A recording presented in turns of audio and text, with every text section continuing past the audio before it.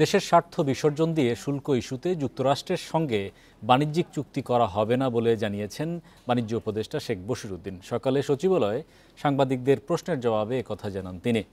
উপদেষ্টা বলেন, যুক্তরাষ্ট্রের বাজারে বাংলাদেশি পণ্যের শুল্ক কমানোর বিষয়ে সরকার আশাবাদী। এরই মধ্যে যুক্তরাষ্ট্রের বাণিজ্যমন্ত্রীকে চিঠি দেওয়া হয়েছে। আমন্ত্রণ পেলেই দেশটিতে যাবে বাংলাদেশের প্রতিনিধিরা। 1 আগস্টের মধ্যে আমন্ত্রণ না পেলেও পরবর্তীতে এ নিয়ে আলোচনার সুযোগ থাকবে বলেও জানান উপদেষ্টা। তিনি বলেন, এ নিয়ে শুক্রবার যুক্তরাষ্ট্রের সাথে অনলাইন বৈঠকের কথা রয়েছে। সেই বৈঠকে অনেক কিছুই স্পষ্ট হবে। তবে শুল্ক কমানোর আলোচনায় লবিস্ট নিয়োগ করা হবে না বলেও জানান উপদেষ্টা শেখ বশির।